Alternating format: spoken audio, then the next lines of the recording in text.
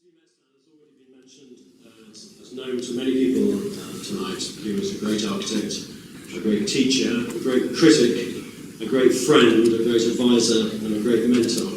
But above all, he was a great architectural conversationalist. He could talk the hind leg off a donkey, and he always had to have the last word in any argument about architecture, which was hugely enjoyable for everybody who encountered him. So when we set up this discourse, we called it a discourse, not a lecture. It's about ideas. It's not about an architect coming to Edinburgh from some part of the world and giving us a sort of show and tell of all their buildings and telling them how clever they are. This is about ideas, and we saw that last time with Alvaro Siza, and I believe we're going to see it again tonight with Glenn Murcutt, because Glenn Murcutt believes passionately in ideas about architecture. He has very strong opinions, moral opinions, about what is right and what is wrong, what is universal about architecture and what is merely fashion, of which there is quite a lot around in the world today. Glenn Murcutt is remarkable in many, many ways. Officially, of course, he has won every single international prize on offer, with the peculiar exception of the RIBA Gold Medal, which can't be too long now, but he's won the Pritzker Prize. He is currently on the Pritzker Prize jury. He's just come from Miami in the deliberations. He has won the American Institute of Architects Gold Medal, the Alvar Aalto Medal, all the international prizes you can possibly think of in the entire world. He's also a great teacher. He's taught in many universities throughout the world, particularly in the United States. He seems to have been on a plane most of his life, but now he's said no more, but the students now come to him in Australia from America and from China and elsewhere. He also participates in his own summer schools run by Australian colleagues. The remarkable thing about Glenn Murcutt in many ways, and not many people know this, is that he works entirely alone. He has no secretary, no technicians, nobody in his office. He occasionally collaborates with somebody when the building is at some distance in Australia, but he works entirely on his own. He tells me the only other person who comes into his office is his accountant 4 times a year, which must be probably 4 times too many per year. So this is quite remarkable. In fact, I cannot think of another architect in the 20th century who has had such an effect all over the world and has such, dare I say, a fan club from all over the world who has achieved all that by working entirely on their own. In fact, his fan club, I can embarrass him tonight because I happen to know that in the audience here tonight are people who have flown to this event from France, from London, from Ireland, and from the Faroe Islands, specifically to hear Glenn talk. And that in itself is quite an extraordinary achievement.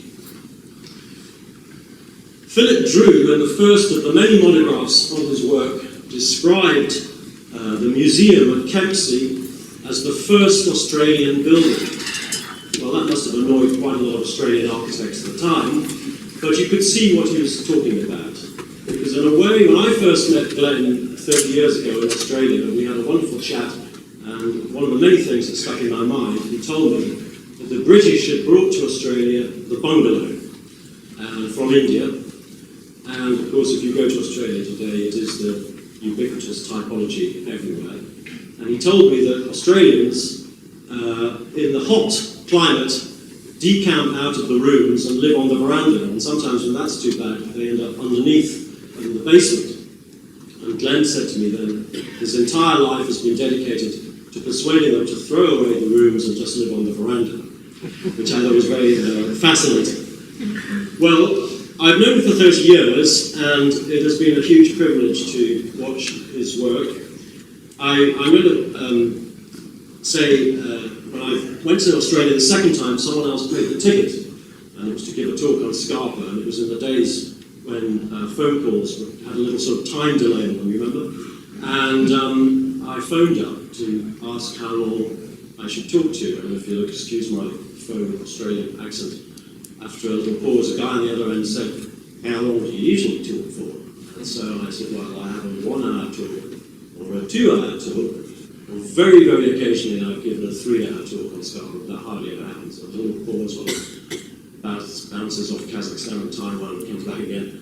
And he said, well, mate, it's costing an arm and a leg. Let's go for the full 3. So we did. And I was hoping that Glenn was going to phone me up and say, how long do you want me to talk for? And I was going to say, let's go for the full 3, because I could listen to him as long as he wishes to talk. But tonight he's told me he's going to talk for about an hour and a half, and then I'm going to field a few questions, and then Charles Sutherland is going to propose a vote of thanks. And when it's all over, you have a fantastic opportunity to purchase at a ridiculously low price of £5 this very beautiful commemorative publication. And Glenn said he will sign the first 20, he's not going to sign them all. So form a queue at the front, and there's a nice chap called Harry here with ginger hair who's signed them. And so I do, our idea, by the way, in the Royal Scottish Academy, as the years roll by, is to bring to Scotland the very best architects from all over the world.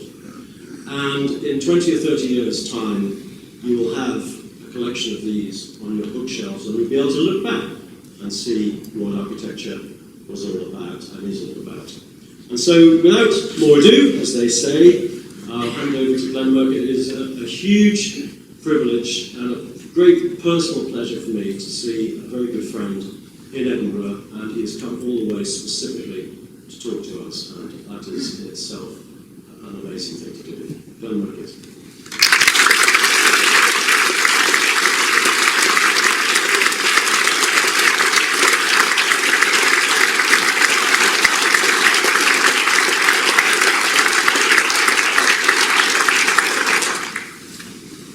Thank you, Richard.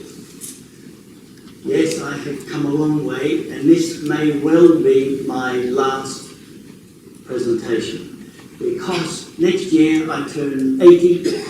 I'm tired of travelling so far, but when Richard phones and says to me, would you come? Of course, I say yes. And I may even do that again. But the issue for me is that to speak to so many younger architects has always been of great importance to me. And of course today, we're in an era where facadism, the whole idea of the desire to do silly architecture, as I've spoken so often in the Ronnie Corbett and all those that we get in Australia, he spoke about the idea of various ministries, and he had a ministry of silly walks. Well, I think there ought to be a development of a ministry of silly buildings, because there are very many silly buildings going on at the moment, where people are trying to identify with the most unbelievable facile facades. And in universities today, I might tell you that there are very few practitioners entering universities to teach, and the computer has taken over to be able to produce the silliest looking things. Architecture has deep roots. Architecture is not about the facade. You can't do architecture unless you understand the principles underlying architecture and the history of architecture. Drawing is a very, very, very important aspect of architecture. Computers at universities shouldn't be touched by students until at least third year. They should be learning to draw in the first few years, learning to understand how quickly you can discover. In my view, any architecture that exists, and I'm not talking about building, but I'm talking about real architecture, or any architecture that has the potential to exist, is there to be discovered.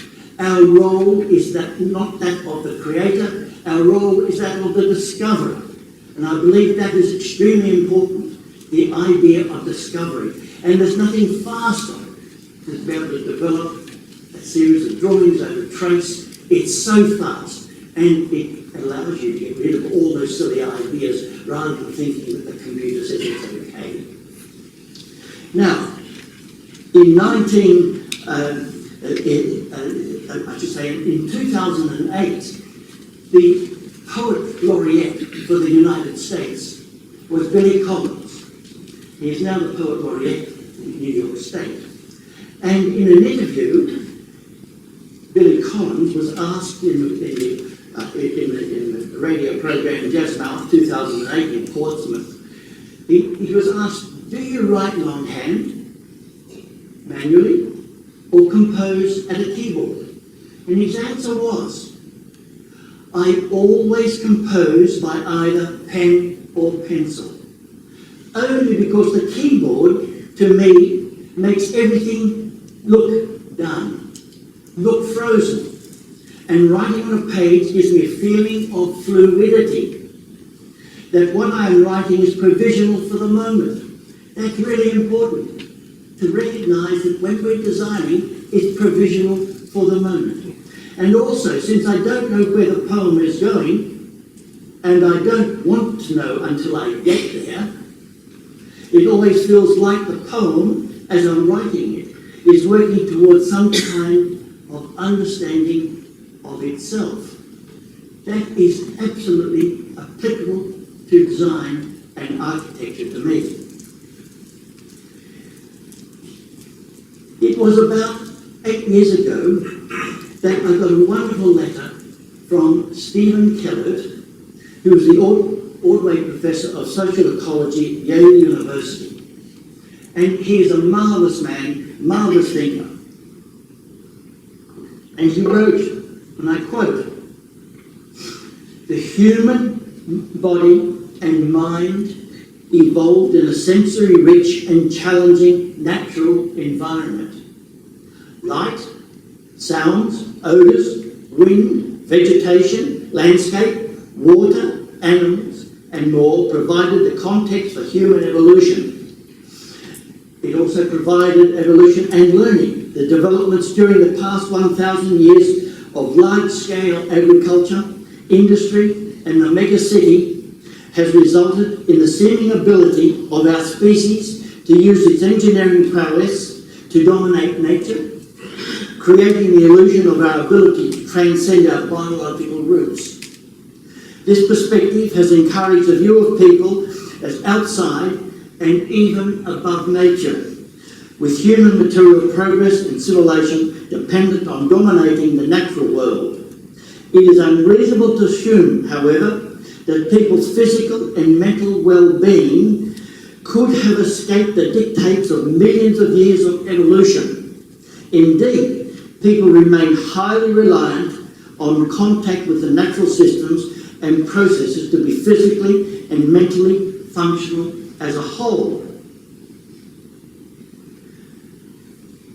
Today, in many countries, there is an emphasis on the minimising of adverse environmental and human health effects, a largely low environmental impact design perspective.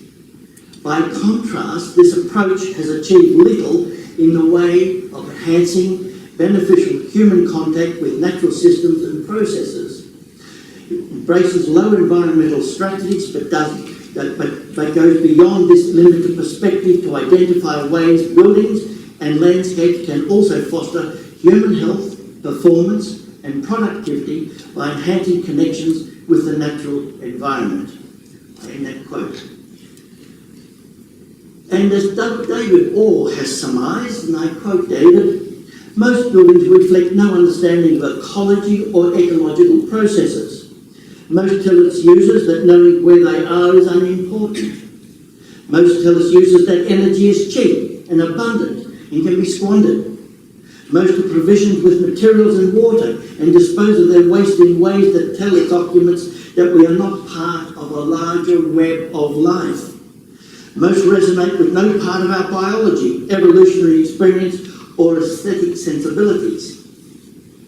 The reality is that practically all environmental measurement centres attention on the physical measurement of thermal performance of a building within the differing climes, and few, if any at all, give value to those abstract issues of placemaking, quality of space and of light, quality of calm and serenity, prospect and refuge, appropriate scale and like issues. In addition to low environmental impact design, we need to consider and respond appropriately to the following. And These are my statements. Culture. In Australia, we have Aboriginal, European, Slavic, African, Polynesian, Melanesian, Asian, Nordic, and Arab. The Americas, British, Irish, Scots, Welsh, and more. Human needs. With regard to human needs, there are aspirations, and how close to needs, how can they meet aspirations as opposed to wants? Context. Responding appropriately to the cultural constructed urban, suburban, and open cultivated rural and desert environments, and should direct planning, typologies, morphologies, scale, and materials. Then there is the complexity of every site, its geology, soil permeability, percolation, hydrology, geomorphology, topography, and surface water movement. And there's the flora and fauna in Australia. Remember, we're a nation of 22 million people in a country the size of the United States. We still possess great areas of natural native forests, animals and landscapes that have remained largely unchanged by European occupation. The flora species of the site provides information in respect to the soil type, the water table, the annual rainfall patterns, and altitude. The flora species attract the habitat of insects, and insects attract the fauna. So designing spaces that connect with nature provides for the observation of and respect for the native flora and fauna. Then there's the site's history, understanding the land through 42,000 years plus of continuous occupation by the Australian Aboriginal people, as well as the recent 225 years of history of European occupation. This provides us with an understanding of the land in relation to culture and management, or the lack of appropriate management of the land. Then, assuming non-air conditioned buildings, which I've got to say to you, I have all but probably two in my whole career worked with, and working with natural systems in relation to geographic locations. There comes the site's relationship to the coast or the inland. Then there's the sun's path. Remember, the sun in Australia moves through the northern sky, not the southern sky. So when I refer to the sun coming into the from the north into the living rooms in wintertime and excluded in summertime, I haven't gone mad. The sun hasn't moved. It's just that we're in a different part of the world. And many people don't understand that. Then there's climatic information that's important. Wind direction associated with coastal cyclones of category 1 to 4. The heat, the cold, the snow, the rainfall, and the varying humidity percentages, and daylight hours, and how much should or should not enter the building within a specific region, and how to harness positively and protect against the negative climatic conditions. These are all parts of architecture for me that we're dealing with in Australia. Then there's the site's relationship to the latitude, whether working in the monsoon or tropic regions, the wet tropical, subtropical, warm temperate, cool temperate, and hot arid climates, as well as the in-between zones. The altitude, whether coastal, floodplain, mountains, tableland, or inland. It determines the rainfall, the heat, the cold, the air pressure, and relative humidity percentages. The varying seasonal patterns, working with the cycles of the sun, its position in relation to latitude, hourly, daily, and seasonally. Then the lunar cycles that affect tidal variations. And then there's ventilation, designing for the variable seasonal winds that provide natural cross-ventilation. Refusing to accept hermetically sealed windows and doors in buildings that then require buildings to have mechanical air conditioning. Buildings, in my view, in my country should leak fresh air, and rooms should have varying temperatures for human bodies to adjust and experience for health. And daylight hours, the number of days a site enjoys sunlight or cloud, and how much sunlight should enter a building for the quality of light, or how little for a specific region for thermal performance or comfort. And light should be natural and possess variations so as to exercise the cones and rods of the eyes. And observation and sound from the spaces, the viewing of nature, and sounds like seeing and hearing the build-up of a storm or cyclone, from the formation of clouds, the wind force or stillness, lightning, thunder, light to destructive winds, accompanied by drenching rain of up to 300 millimetres in an hour in monsoonal tropics. Connecting to natural systems, respecting and appropriately responding to the sounds within the landscape. Observing and listening to the rain falling onto a metal roof, the sound being dampened by roof insulation. Listening to water gurgling into gutters, then carried and falling with echoes into rainwater storage tanks for human consumption, that basic feeling of survival. Or observing and hearing an intermittent watercourse run with flowing water and cascading over rocks. Or observing and listening to the silence and stillness of calm prior to and following a storm. Observing and hearing the differing sounds of wind rustling and whistling through the canopies of different tree species. Hearing the frogs croak and insects sing at sundown, as well as warning prior to and during and following rain. Observing and hearing birdsong at daybreak, others through the daytime and night. Observing the life and behaviour of birds in a nearby tree, or a native ground-dwelling or tree-climbing animal. Then there's smelling, having protected openings from rain, harnessing prevailing winds, allowing for entry of controlled natural airflow, experiencing that beautiful smell of freshly falling rain onto native leaf litter, grass, paving, and even the ground surface of macadam being carried by the movement of the air into a building. The smell of perfumed native flowering plants carried by prevailing winds entering into the building or passing over a body of water. And then, of course, there are the spaces, the quality of spaces revealed by light and comfort through natural ventilation. Spaces designed to include the qualities of prospect, refuge, and serenity. As Lewis Barrett said, and I quote, "Any architecture that's designed without serenity in mind is, in my view, a mistake, and when serenity possesses joy, it is ultimate." End of quote. Then there are those pragmatic issues, materials, choosing the appropriate and readily available materials of a region, making responsible choices whether for durability, structure, finishes, or their combinations, and ensuring avoidance of rainforest timbers in my country. Selecting materials and combinations for their structural and thermal performance, as well as for their qualitative properties. Timber can be an excellent and sustainable material, subject to it being harvested at a lesser rate than its production and growth rate. Trees, for their first 20 years of life in my country, take in carbon dioxide and return oxygen. From 20 years on, the divesting of bark and leaves is approximately in balance with carbon dioxide and oxygen. Harvesting and milling timber consumes 1 megajoule per kilogram of energy, and it takes only 5 megajoules per kilogram of energy for the material to be worked and finished, whereas steel consumes 42 megajoules per kilogram of energy to produce, and that is before protective coatings and finishing coats are applied, and aluminium consumes 143 megajoules per kilogram to process, meaning that it should be used in a very minimal way. The advantage of some of those materials that have a huge energy cost in the beginning can be reused at a much lower energy cost. Then there's the logical methods of assembly.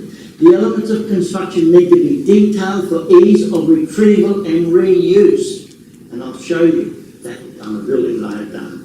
Which means that materials should be bolted or screwed together for ease of disassembly and reuse, and not nailed, as nails are costly to remove.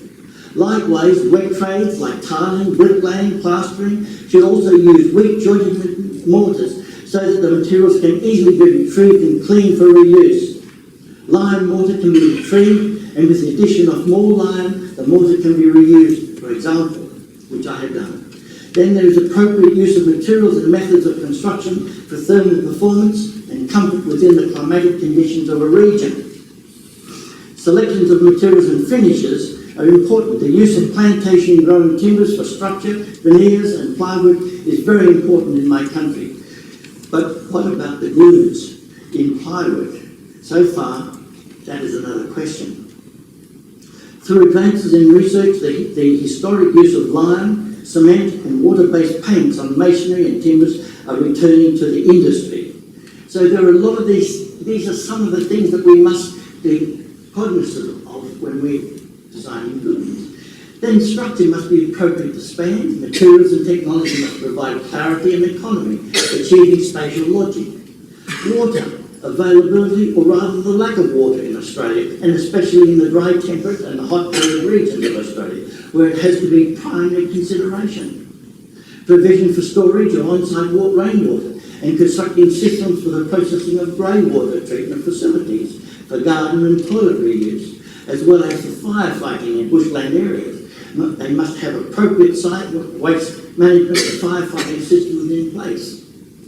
Fire. Understanding and responding to regional annual bushfire patterns in Australia is critical, and the measures that are required to reduce such hazard as water inundation of a building, use of non-flammable materials, securing gaps within opening elements, providing metal insect mesh screens and solid metal fire screens is now legislated. And there's waste. Appropriate management systems for grey water and black water treatment and recycling. The responsibility to the environment. Designing buildings that respect the above issues provide the conditions that allow humans and nature to be in balance. They also allow for experiencing the daily patterns and cyclic rhythms of nature, establishing nature's time, the rhythm humans were once with in sync, rather than most buildings that remove humans from nature's time. So sustainability requires going beyond the physical low environmental impact design performance of a building. Sustainability meaning is devoid of any aspect of life's emotional relationship with the natural elements of nature. In architecture, sustainability alone fails to address the most important aspects of human behaviour, life and experience. As architects, we must address not only low environmental impact design perspective, sustainability, but also those issues that foster human health, performance and productivity by enhancing the connection with the natural environment. It is my view that it's the architect's role to discover solutions that are not simply sustainable, but solutions that are responsible to the land, place, culture, climes, flora, fauna, technology and time, working towards the clarification of the essential, an architecture of response rather than an architecture of imposition.